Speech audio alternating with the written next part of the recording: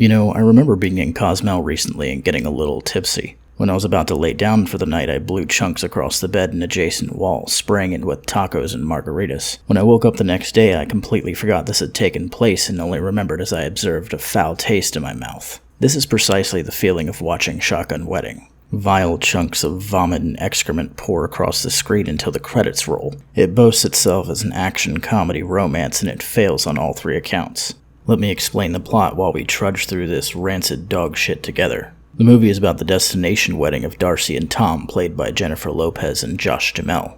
Darcy is flat and uninteresting, and Tom is a dumb, retired Major League Baseball player. Though their love for each other seems genuine, Darcy and Tom have their own personal premarital conflicts. As they prepare for their final moments before the wedding, the guests are held hostage by a band of misfit pirates. But what are the pirates after? Will Darcy and Tom come out alive, and if they do, will they ever be the same? I know I won't be after suffering through this film. It's called Shotgun Wedding for a reason, because by the time you get through the first hour, you'll be wanting to scratch the roof of your mouth with one.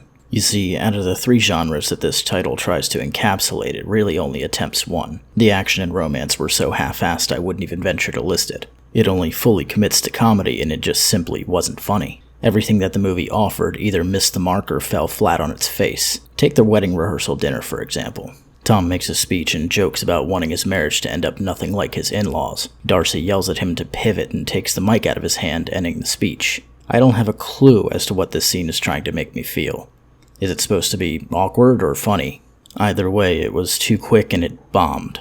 It would be really easy to make this into a scene that landed if it committed to the awkward route. First, they would have to make the guests laugh at Tom's joke when he gives the in-laws a hard time. It makes no sense why the crowd doesn't laugh at Tom's joke considering the stupid shit that they laugh at afterwards. She gets a damn speeding ticket from the Coast Guard.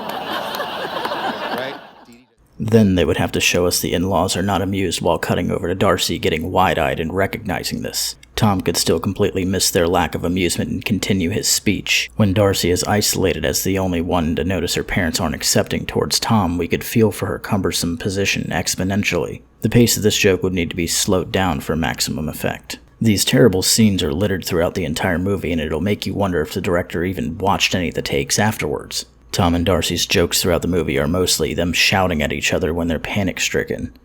I thought there was a moment of hope in the movie when Darcy attempts to throw her engagement ring into the ocean and Tom remarkably catches it, a subtle nod to the fact he's a minor league baseball player in case you forgot. But they couldn't just leave it there. In case you forget again, you'll be beaten over the head with it repeatedly when he starts trying to communicate to her silently using common third base coach signals. This isn't even logical, as most signals just mean something simple like take, bunt, or swing. These signals can change every inning depending on the game being played, therefore there's no chance of the message being consistent, even if he were signaling to someone on his own team. I suppose the script was banking on the audience not knowing anything about baseball. The pirates are supposed to be putting our lead characters in jeopardy, but they never feel like a legitimate threat. I was hoping soon after they showed up there would be at least a slight tonal shift, but they're just a bunch of bumbling, incompetent idiots that cock their guns thrice as much as they fire them.